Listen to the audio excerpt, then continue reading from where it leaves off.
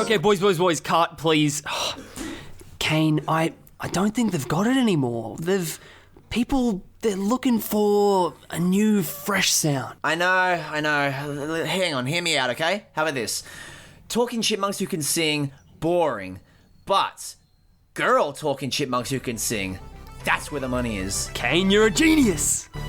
You gotta be fucking kidding. Here's the first movie. Did you know I'm utterly insane? Peel that pig and slice him thick. The body count is always bigger. Hi, I'm Chucky. Wanna play? The fucking trees walked in those movies. Hi, doggy.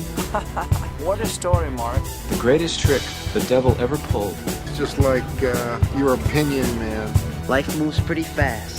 If you want your sequel to become a franchise. 37 dicks. In a row? I'm your number one fan. Hello, everyone. Welcome back to Marathon Me with your hosts, Rhys and Kane. And we continue along our Alvin and the Chipmunks journey with a first ever Squeakquel that we've done. We've done prequels, we've done sequels, but never a Squeakquel. And we now are introduced to 3 more chipmunks, all female, and we're going back to high school for some fucking reason. With the second Alvin and the Chipmunks movie. What? So this took the world by storm at the time that it came out because there was something that really tickled my interest with seeing these female chipmunks. And I remember loving it. But this time, I don't know so much. Kane, what was your sort of what's your sort of experience with the Squeakquel? Well, for one, when it was announced we get another Chipmunks movie, and the first ever Squeakquel. That's insane. This is a landmark movie. This is something people will be talking about. You know how people have been gushing about Dune Part 2 this year? This was the Dune Part 2 of 2009. Okay, the first Squeakquel. Are you kidding me? What the fuck? And obviously, as a kid, I'm like, I'm so down for another Chipmunks movie. And yeah, as a kid, I remember loving this one as well. This was the one that I watched the least as a kid, but I still really enjoyed it. I still loved it. And upon a rewatch, this was the other one that I watched sober, and this is the reason why I started having a drink during the third one, because this movie fucking sucked. I hated this movie. I hated my experience. This is like night and day compared to the first one. Okay, we're on the same page. We're just getting right into it here. Yeah. The Squeakquel was terrible, man. It was not good. No.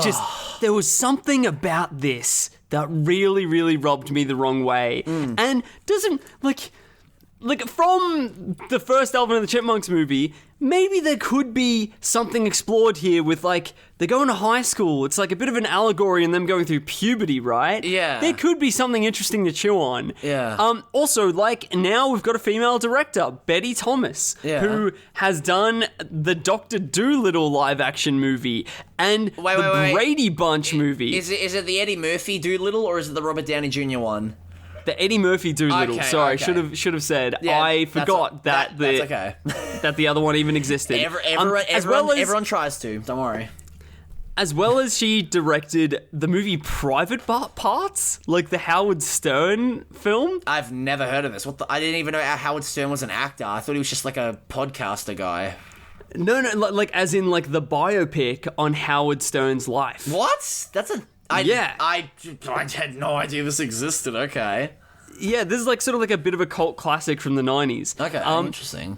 And yeah, so she's gotten around, but after the Squeakquel, she never worked again. Oh, what? And you can sort of see why. And before we go a little bit too deep into it, here's a bit of the trailer of Alvin and the Chipmunks, the Squeakquel.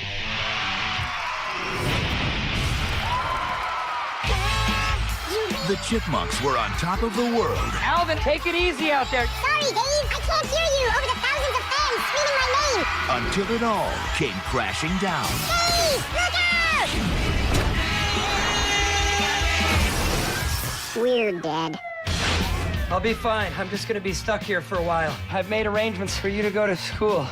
School? Now, The boys are back for an encore. You may be famous, but here, you're ordinary students. Make room for the love doctor. Enchanté. Mademoiselle? Somebody's gonna have to knock those guys down to size. You wouldn't hit a guy with glasses, would you? Call the nurse.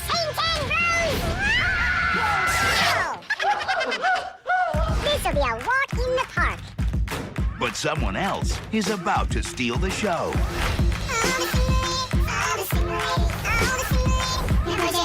So Kane, where did they go wrong with such a promising setup as a Squeakquel? I'll tell you what, man.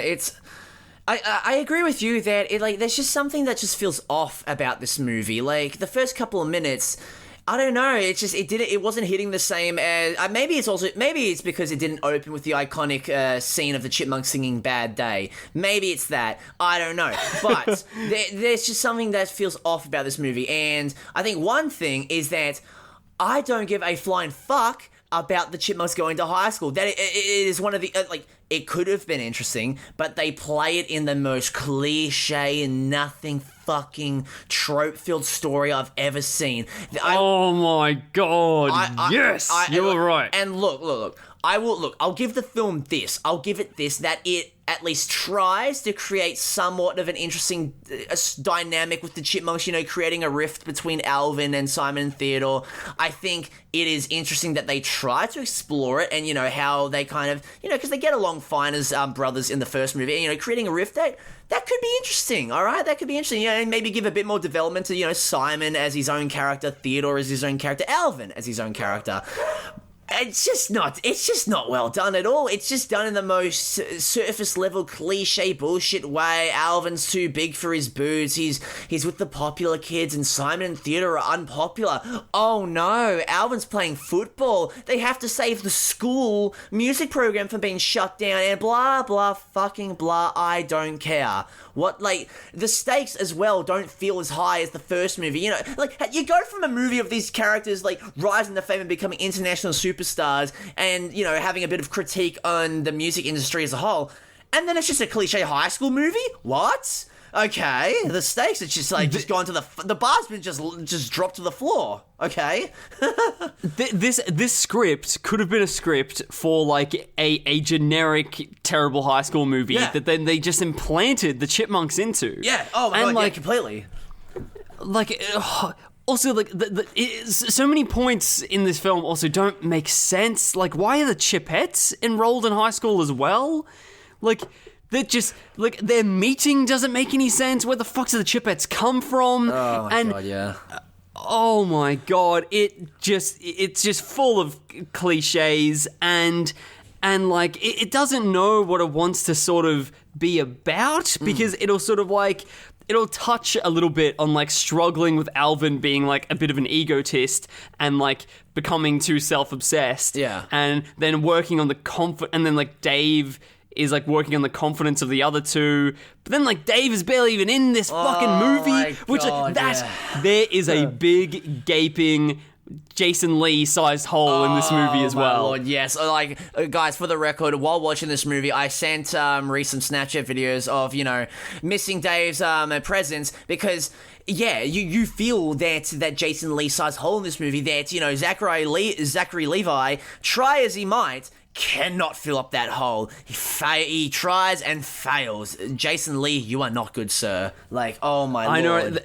The household name, Zachary Levi, the man that plays Chuck and Shazam and a bunch of other things, I guess now, is pretty much just replacement Dave in this. Except for one thing, he's an epic gamer this time around. He is a gamer, which feels so much like it's placed in there to maybe get 13-year-olds a little bit interested and get him as their audience surrogate, because gamers are cool. And Dave is just in a hospital bed for most of the movie. And it really makes me think if he's still there during the film, as in he's still placed here and there, and he shows up at the start and then the end, and then he's still in the rest of the franchise. Yeah. And why even replace him with someone else? Because Zachary Levi's character doesn't even provide that any variety, really. Yeah, there's no points where, like, legitimately the only reason why Jason Lee's barely in this movie is because he was busy shooting My Name Is Earl. That was it. Like that's why. Really? I'm fairly certain. I thought that it was finished at this point. Let me reread it. It was due to scheduling conflicts with My Name Is Earl. Yeah. Oh my god. Okay, at least he was off doing bigger and better things. Exactly. But still, they may as well have just gotten a carbon copy of fucking Jason Lee. Yeah. Like, oh my fucking god. Yeah. Zachary Levi adds nothing to this movie. No, all he does is, like, he's a gamer and I don't know. He has like a weird side plot where his love interest is the music teacher that goes nowhere. Like, it's just the same thing as Dave and Claire. Oh my god. Yeah. Also, not to mention that Claire's disappeared. Claire's never mentioned again. Yeah. It is... The ex-girlfriend is ex once again. No freaking context for it. It was redundant. It was redundant in the first place, and it is cemented by this film as being redundant again. She actually, the actress actually didn't want to return for this movie because she had a shit time during the first one. So, I mean, I don't blame her. Oh, really? I don't blame her. Character was written poorly, so fair enough. But, like, yeah, just blipped from existence. Like, just gone. Also, you know what I found really ridiculous in this too is that it's like, okay, so Dave gets injured, he ends up in a neck brace, and then 2 minutes later we're introduced to, like, Aunt Faye or some shit, like his auntie that's going to take care of the chipmunks.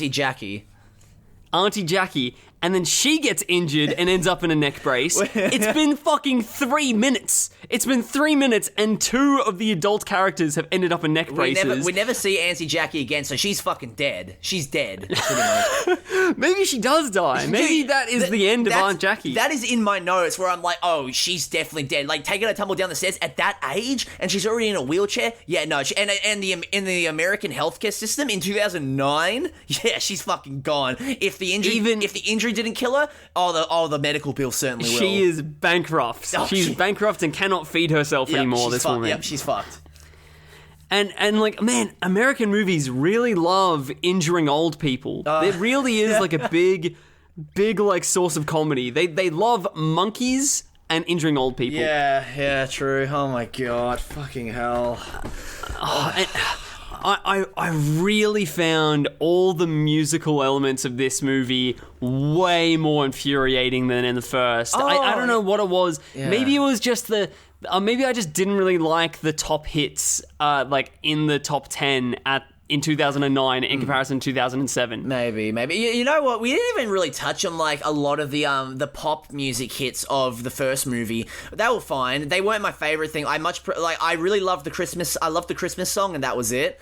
But yeah, with this one, it really dates the movie, right? It places it right in 2007 because it is exactly the radio hits that would have been playing at that point in time. Yeah, completely. And with this one, it's just like the radio hits of 2009. It's like, I don't care. And also, with this movie, I will be honest, I had a fucking headache watching this movie because I think at this point, the voices, especially with having 6 chipmunks instead of 3, it really started to get to me. It really was getting on my nerves. And I touched on this briefly before in the previous movie that Alvin, he was an annoying little bastard, but he was kind of endearing. Yeah, he is a prick in this one. I hated the little bastard in this one, and all redeeming qualities out the window for Alvin. Exactly. I thought Simon was fine, and Theodore. Oh my fucking god! I was so the whole like, he has a fear of eagles. I'm like, oh my god, please do not tell me this is going to be a running thing in the film, because I forgot. I forgot a lot about this movie on the rewatch. I remember bits and pieces from the first one. I didn't remember anything about this one apart from the Chipettes. And yeah, Theodore sucks. He's annoying. I'm sick of the schmaltzy bloody, look how cute he is. He's scared of eagles. There's like one line where one of the high school students calls him Theodorable, and my god! I clutched my chest in just disgust. I'm just like, Oh my god, yeah. Ugh. Oh, the Gross. fucking like. Also, the character when the chipmunks like get enrolled in school, these girls like him way too much, and then the fact that then like the jocks get like intimidated by them, like they're like romantic threats. Yeah. It's like, dude, they're fucking chipmunks. Yeah, bro, they are not like. They are not sexual threats for you in this high school. You can chill out. I legitimately said to myself, and also in my notes, there's like, bro has beef with a bloody rodent. Why, like, bro, you're pathetic, mate. Get over yourself. That is very much like small dick energy right there. If you're getting intimidated by these creatures. Oh my god. I'm surprised that the school took in chipmunks in the first place, and to high school of all places. Why not middle school? Middle school would make more sense. Yeah, true. High school makes no sense. Yeah. It feels so random for them to like. They are not old enough. They are barely old enough for prime or like elementary school. Yeah. They would probably have the intellect of elementary school kids, if not maybe middle school. Yeah. But high school. Yeah, middle school would make the most sense. They've had no. Who has taught these people the alphabet yet? Well, who has taught these creatures, these animals, the alphabet yet? Well, Simon's a smart one. He probably already knew it, and he probably taught the chipmunks the alphabet and numbers. And yeah, they could have probably gone to middle school, but just shove them right in high school, sure. Even though they're supposed to be like, I think 10 years old, kind of thing.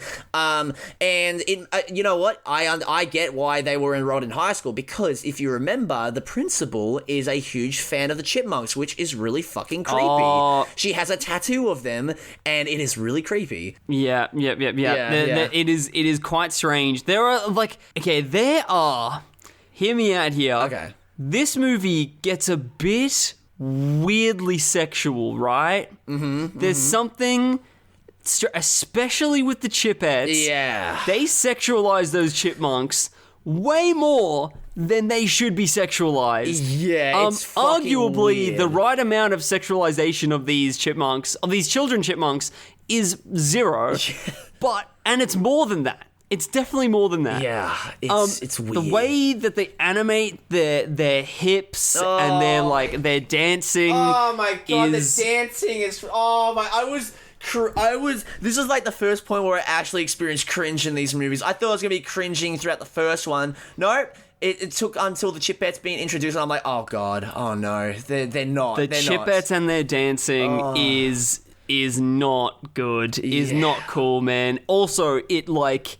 The animation looks worse. It looks worse now, dude. I just spazzed out on my chair just Brittany, now. especially the chipettes look like that they've had less time and effort put into their animation. I know, right? One thing I'll say is that like the animation for the chipmunks, especially in the first movie, it looks really good. I think, in this one, the chipettes they're way too bright, and they look really airbrushed. And they look so much more There's no shadowing. Yeah, they look so much more artificial and plastic compared to the chipmunks. And it's they look terrible. It's what the hell? Oh, and my like, Lord. Okay, so speaking of this, before we get off the track of the weird sexualization of these chipmunks, there's a scene that like I sent Kane a video of because I had to record it, where like. What's the Theodore equivalent of the Eleanor chipettes? Eleanor. Eleanor gets stuck in a post slot. Mail slot. Yeah. In like a mail slot, and just half of her is like stuck, sticking out.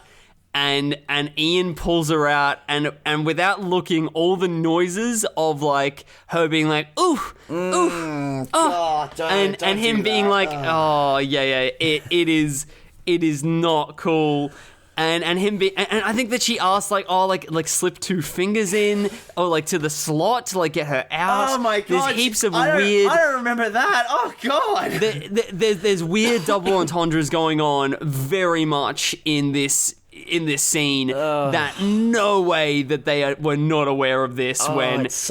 acting it out. So fucking gross. And Ian is like exhaling really loudly after doing it. Not good, man. Not good. Yeah, not good. That's a perfect way to summarize this movie. Just not good, man. Honestly, you know. Hey, speaking of not good, just because you mentioned Uncle Ian before. I don't know what it is. No, actually, I do know what it is. Is that, because he's not bouncing off Jason Lee, Uncle Ian sucks in this one. He did not nearly have the same amount of charisma and energy that he did in the first movie, Because he doesn't... Does he bounce off any other human character in this? No. I think it's just the Chipettes. It's just the Chipettes. So he has no one to bounce off of. Yeah. Oh my god! So, yeah, I was actually, that's an interesting point. Is I don't know if he like it's very minimal the human interaction that he has in this film.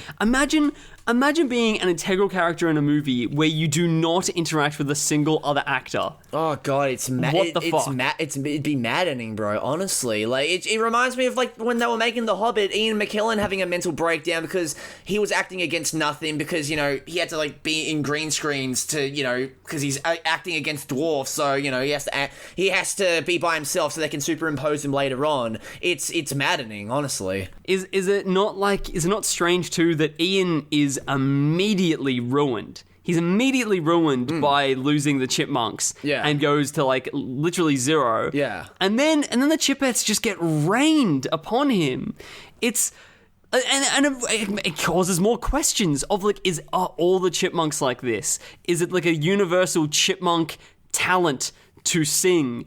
How are these the only anthropomorphic fucking chipmunks that animals that we see? Yeah, maybe so strange. Maybe this is like a Happy Feet scenario where like humans are just like amazed by tap dancing penguins and then amazed by singing, talking. Well, not even the really talking part, singing chipmunks kind of thing. Like it's a can of worms that I don't want to open any more than we've already opened. Like, oh my god. Also, Ian is in the first movie, like he's a pretty terrible villain, pretty awful. In this one, he threatens to kill the Chipettes. He legitimately threatens to kill them. Oh my god, So it was much harsher with them than he was with the Chipmunks in the first start. He's sexist, bro. That's it. That's just it. He's a sexist piece of shit. Potentially a commentary on the industry being much harsher to women than men. Yeah. Potentially that's it. Oh god, yeah. Uncle Ian was definitely probably on his Harvey. He probably was in his Harvey Weinstein P Diddy shit right there. Oh my god! Imagine the dark scenes that got cut out of this. Oh, I know, right? The scene with Eleanor in the mail slot that was left in because we had a lot. They had a lot more darker content that they were like, oh no, we can't get away with this, but we filmed so much, we need to include some of it, and then we can sneak this one in there. Exactly. Sneak it in for the slimy producers that that are P Diddy and fucking hell.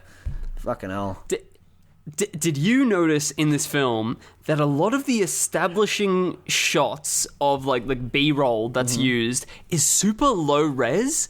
Like of them being in like LA and just like the streets and stuff like that, even just like the high school, it's low res, and then it goes to like the actual stuff that like they would have shot. I don't think I picked up on that. Normal. I didn't think I picked up on that, but that's interesting. What the hell? So the whole thing just feels cheaper, even though that this is a higher budget, this movie. Oh my, of course it is. Fucking hell. That's maddening, I'm surprised. I'm so surprised. It doesn't make any sense to me. It must all this fucking money must have gone towards just the fucking like licensing Lady Gaga songs. Oh my god. Which that is where I think that the music performances are worse in this and more annoying, is that they use songs that I actually really like, but they just sound worse from the Chipettes than from Lady Gaga or from Beyonce or something. Oh my god, yeah, Jesus Christ. It's grating. It's grating, honestly. Like I feel like how my mum felt taking me to watch these movies. Yeah, exactly. This put us in the shoes of the frustrated parents in the cinema. It would have been a quite confronting and like scary prospect as an adult when there was just more and more of these coming out, and he would have been like, "Oh no, not another one that I have to bring my kids to." Oh, completely, man, completely. Hey, you know how you were talking about the Chipettes singing, right? Do you know who plays the Chipettes? No, I have not looked into it. You want to hear who plays these characters? Sure thing. I actually don't even know who plays the friggin' Chipmunks either. Oh my god, I cannot do you want to hear who plays the Chipmunks?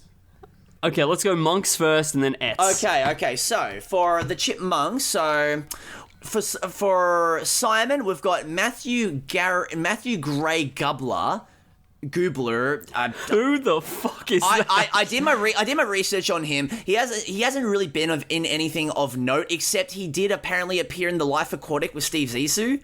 I tried to look into it. He plays Nico the intern, which I don't remember, and I like that's one of my favorite movies. I don't remember him at all, so that's great. For Theodore, we got Jesse McCartney, which I thought was like, no way, is that actually like Paul McCartney's son or some crap? No, it's an American like teen pop idol that it just happens to have the same name as Paul McCartney, who again was not really in anything of note apart from an episode of Fear the Walking Dead, which was the Walking Dead spin-off that I quite enjoyed for a bit before it went to shit. And then Rhys. I need you to focus, because I want you to take a big guess as to who Alvin is. Alvin is voiced by a character actor that you and I both are familiar with, that has appeared in a couple Kevin Smith movies. There's your hint. Ooh. Take a guess. I'll give you 3 chances. It's Jason Mewes. No, that would be fucking great. No. It's no one from like the Clerks kind of universe. Okay, not in the Clerks universe, but Kevin Smith. Mm-hmm. Oh, freaking Elizabeth Banks. I don't know. No, I have no idea. Okay, is that your final guess, Elizabeth Banks? That is my final guess, because they could be voiced by women. These creatures, they don't have. I think Theodore here it says is voiced by someone named Janice Carmen. No, Jesse McCartney. What is it? It's coming up here as 2 different people. I understand the confusion. You're reading the voice actors for the the 80s TV show, because Janice is Ross's wife, Ross Jr.'s wife, who voiced the Chipmunks in the 80s TV series. So that's fair. That's fair enough to get it confused, though. That's okay. Okay. Yeah. Very nice. Thank God that we have an expert here. Yeah, no worries. Did my research. Anyway, so yeah, you don't know? You don't have any guesses? I've got no idea. Okay. No clue. So it is our good friend, Justin Long. What? Yeah, our good friend Justin Long from Tusk. He plays Alvin. What the fuck? I swear to God, I swear we've had a conversation about this maybe years ago about Justin Long being in Alvin and the Chipmunks. But yeah, it's Justin Long. This is news to me, man. There is what is he like nothing.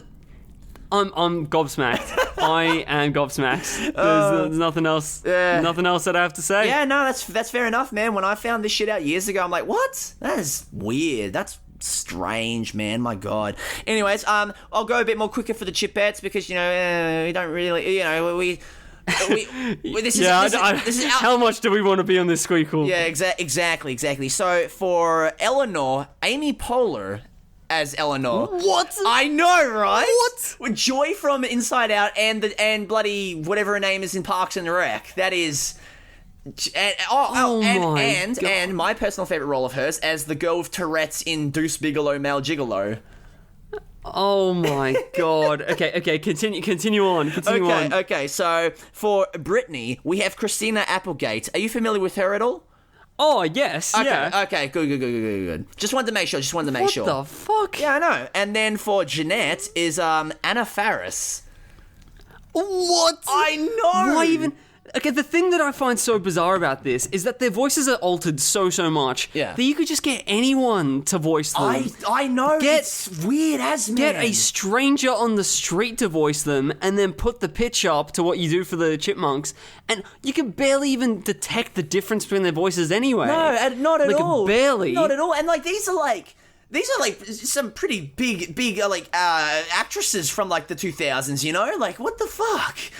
Oh my god. I mean, I'm sure it would have made for a nice reunion for Anna Faris and David Cross, considering they starred together in Scary Movie 2 back in the day. So, you know, that's cool. Oh yes, they would have been. That's a nice reunion. Anna Faris, what the fuck? I know. Strange. I'm so good for them. Good paycheck for all of them. I am so happy that you had not only no idea about the Chipettes, but had no idea about Justin Long as Alvin. That is amazing. Man, with you being in the driver's seat for this one, I really have taken a back seat to investigating Alvin and Chipmunk stuff, because by the end of these 4, I was not looking for much more media or much more exposure to it besides one episode of Alvin and the Chipmunks. That is completely fair enough, man. And like I said, I was more than happy to take the driver's seat, because I don't know. I do know where it's I can say I, a 23-year-old man, did a deep dive on Alvin and the Chipmunks. That is I'm going out tonight, and I'm going to tell people. I'm going to tell the people that I'm seeing, hey, I watched, or I did research on Alvin and the Chipmunks. I watched all 4 movies in one night. I am recording podcast episodes of us talking about these movies and deep diving and analyzing them and even praising them in some aspects. What? What is our life? All of our moments of our life have led to this, Rhys. We've really made it, man. Yep. We have really made it. We have peaked. Yep. This is our peak. Wimpy Kid back in the day was a peak. This is that was K2. This is Everest. Yeah. Oh my god. You know what's also really strange in this film is the direction to they don't really go in a direction of the Chipettes and the Chipmunks being romantic, where it really feels like that's where they were sort of that's where they would go, right? Yeah. Is they would there's only a little bit of hints of Theodore and the other his freaking Eleanor. I don't even know if I want to know the other names, to be honest. I don't even know if I want to have them in there in my vocabulary. Well, too bad, because the main one, the one that Ian is grooming, is Brittany, and then the nerdy one is Jeanette. Brittany, Jeanette, and Eleanor. Yep. There we go. Yeah, there you go. There you go. There's a bit of a romance thing between Theodore and Eleanor in this one, right? And then, but then it doesn't go anywhere. Yeah. And then they they're enemies at the start, and then they become siblings sort of, because they get adopted. Yeah. So then no, they don't get adopted. They just Alvin just offered a place to crash. Oh, okay, so they're just crashing there. Yeah, okay. Yeah, pretty much. Well, then they essentially do then, because they then become fucking part of the family. They go on family holidays and shit. Yeah, don't worry. I was as a kid, I was confused as fuck about it as well. I'm because in the next movie, there's weird romantic stuff with Simon and Jeanette, and I'm aren't they siblings? What the hell's going on here? But yeah, no, they are step siblings. They're brought up to be step siblings. There's weird implied incest in the Chipmunks universe. No, they all are calling Dave Dad eventually. There's God. Wait, do they? Yeah, do the Chipettes call him Dad? I don't know. I don't fucking know, actually. I feel like that. You should know, Rhys. I feel like they do. I feel like that they do. I think that is the relationship that they are appearing to have. Right, okay. So I don't think this movie 100% knows what they want to do with them either, with their dynamic. I don't think the lore was really on the forefront of the producers' minds when making the Squeakquel, I think. Also, sorry, just want to really quickly step in here with this. Go on. You know who my least favourite Chipette is in this one? Who? Brittany. Brittany has no personality. No, not at all. Absolutely none. As in, Eleanor and Jeanette. Jeanette, they both have like the same personality as Theodore and Simon. Yeah. Like just gender bended. Yeah. But Brittany isn't really like a troublemaker. No. Or anything. No. So she has no personality. She just wants to be a star. That's literally it. When Uncle Ian's giving her these delusions of grandeur, she's like, oh my god, yes, I want to be a star. You know, she's taking a page from fucking Pearl from the X movies, where it's like, oh, I want to be a star, and that's it. That's all that there is to a character. At least with Jeanette in the movie, yes, she's a gender bent Simon, but there's also hints of her being very unsure of herself and lacking in confidence. It's done in like I think 1 or 2 scenes, but that's there. Eleanor, nothing really much to it at all, apart from maybe a weird thing with her height, I guess. But yeah, with Brittany, nothing. Can you tell I paid way too much attention to these fucking movies, Rhys? Like, well, you did your job. You did your job. Just describing the little differences between Jeanette and Eleanor, just saying their names is making me just realize I'm having the existential crisis that you had when marathoning the movies. I'm thinking to myself, what have I done? Oh my god. At this point, there was like there was fear in my soul at this point because I had to realize at the end of this movie that I was only halfway through and I was ready to call it. Like, I was not wanting to go on.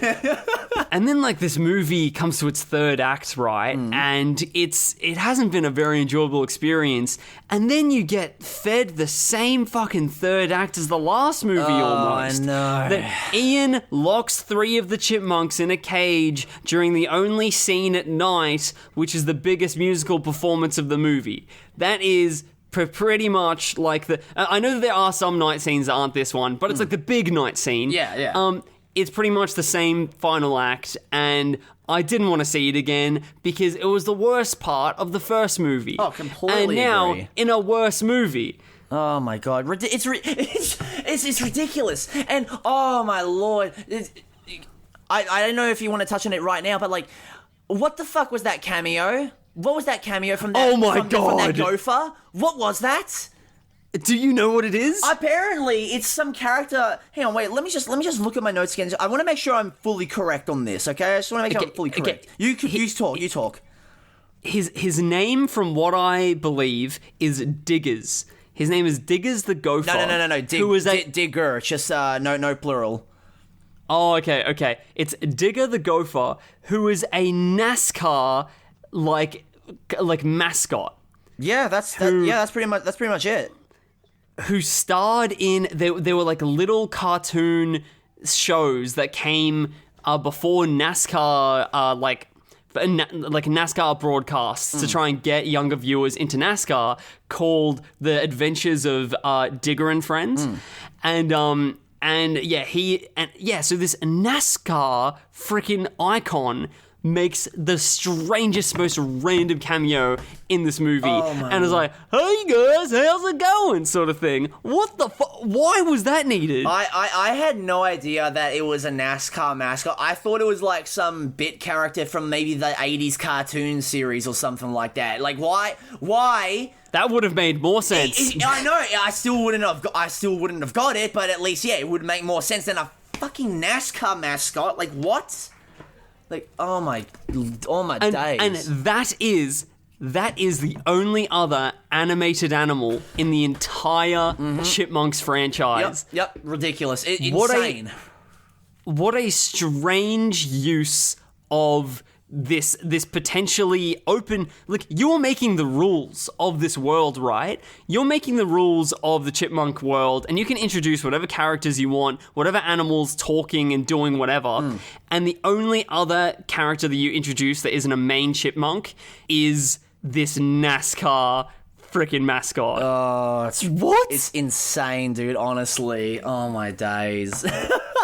Oh my days. Oh my dearie me. It's something else, isn't it? Okay, well, something that you asked me about, like, off the pod, that I now will give you an answer to, is that you said that the host of the school competition at the end, looks very familiar to you. Yeah. And have you thought about it a little bit more? Have you noticed? I have tried. I can't put my finger on it. I can't for the life of me. Okay, I immediately knew who this was because they're such a random bit player in movies and TV shows here and there. Yeah. But where you recognize them from is that this character is Kenny from My Name is Earl. Oh my... The first person, number one on the list. Oh my god. My god. Who then becomes a reoccurring character and is like cemented into My Name is Earl lore. No way. Yes, yeah. So it really, weirdly, this movie is like there's quite a lot of My Name is Earl cameos here and there. Yeah. And they're both Fox. They're both Fox, filming around the same time. I would not doubt that it's just like Jason Lee being like, hey, you want to be a bit character in the next Chipmunks? Yeah, sure, why not? Sounds good. It's like, oh my god, yes, finally, my dream has come true. It's probably filming on the same lot. Oh, probably. It's probably not a long journey to go from one to the other. Oh my god, yeah, true though, true. Jesus Christ. That is mind-blowing. Oh my, I knew I recognized him. Oh, I'm so happy I didn't do research on that aspect at least. Okay, good. So, and there's more to come. There's more to come in this franchise. Oh, hell yeah. But there's nothing new and interesting in this third act. It's the same fucking ending that we got before. Yeah. We even get the same freaking love, Toby, our favorite, fill-in for Dave. Epic Gamer Toby, yay. Epic Gamer also gets the girl. Because he goes on stage when the Chipmunks get stage fright and he sings a song. God, that was painful. Why have they let Toby on stage? This is a random man. And this is like this is like the finals of a school competition. Oh, no. Why? How is he there? Because how do they let him? He's professing he's doing it for love. And by golly, give the scamp a chance. Or some stupid shit like that. It doesn't make any sense that they let him on there. But he does, and he can make a fool out of himself. Oh my god, yeah. But he gets the girl at the end, so it's fine. He gets the girl at the end, perfect, yeah. And also the Chipmunks and the Chipettes, they both perform. It's just the Chipmunks that perform, right? Yeah, it's just no, they all perform together. Yeah. It's the Chipmunks. I'd say the Chipmunks as a collective. Yeah. The Chipmunks all perform together, and then as the song is still finishing, they are immediately awarded with the prize money. As in the song is not even finished. I can buy that they are the last people performing, but there has not been time for judges to make their mind up. It's because who the winners are. It's because they were so good, Rhys. They were so moved by the performance that they were just like, "Nah, it's done. They won. It's done. They've won the money and they've won our hearts." Yeah, exactly. Get these people their prize money immediately, and the school is saved or something. No, the music department is saved for the fucking school. Thank God. Oh my god. Why do they even care about this school? The school has treated them terribly. It has treated them terribly, and as in the Chipmunks, and then also exploited them for their talents in the same way that fucking Ian did, just for monetary gain.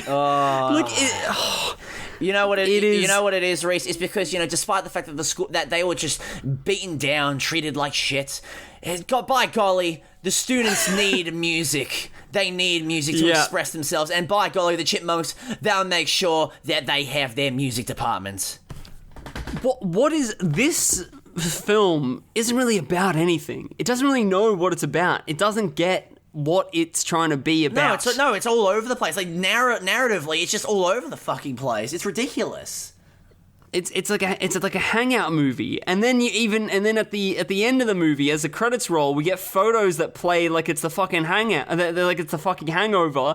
Over the credits, it just it's funny. Funny enough, I actually didn't see the credits because I immediately skipped to the third one once I knew it was over. Okay. I'm like, I'm not sticking around. I'm grabbing a beer and I'm chucking on the third one just to get the shit over and done with. Okay, good. Also, sorry, I didn't even mention this too. With Toby getting on stage, that's one thing. Yeah. How did Ian get on stage? Oh my god, yeah, especially opening for Britney Spears, excuse me? Dressed like that? Yeah, he got, there are many points of entry before you're able to get on stage in front of those thousands of people. How did they let this man in this strange three Chipette costume get that far in? Ridiculous. It doesn't make any sense. It's that is also a man that has lost his mind if he is thinking that that is gonna. I do love that when he is dragged off stage that he's like, okay, I get it. Yeah. I get it. I understand why this is not accepted. One thing I also love about that bit is I love the clearly green screen superimposed audience in the foreground. Oh my god! It